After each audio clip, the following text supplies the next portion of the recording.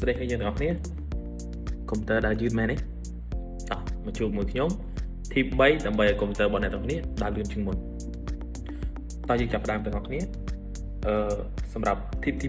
1គឺយើងទៅបិទ start up app ចឹងបិទ start up app គឺយើងចុច control C escape ហើយបន្តមកទៀតនៅផ្នែកឆ្វេងនេះយើងយកពាក្យយើងយកនេះយកមកទៅដាក់លើទៅវាឃើញពី start up app អញ្ចឹងខ្ញុំមើល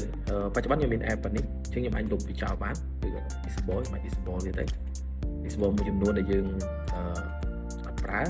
ដែលយើងគិតថាវាអត់ចាំបាច់ទេយើង disable ចោលអូខេអញ្ចឹងខ្ញុំ disable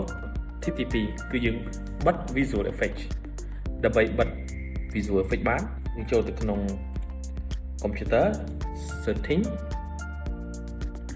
ហើយបន្តមកទៀតយកពាក្យថា system យើង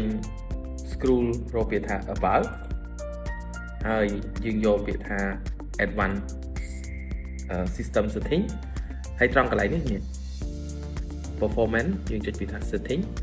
ហើយយើងបដូរវាមកដាក់ពាក្យថា adjust for best performance ហើយបន្តមកទៀត apply and okay ហើយយើង okay ទៀតសម្រាប់ tip ទី3គឺយើងទៅ clean disk អញ្ចឹង tip ទី3នេះយើងចូលទៅក្នុង start វាពាក្យថា disk clean up disk clean up ពេលអញ្ចឹងទៅពេលដែលយើងចុចពាក្យ disk clean up កន្លែងនេះយើងរើស drive របស់យើងគឺខ្ញុំចង់ឲ្យវា clean drive C ចុចលើ drive C កន្លែងនេះយើងអាចធីកទាំងអស់សម្អាតវាទៅហើយចុចពាក្យថា okay ហើយ delete file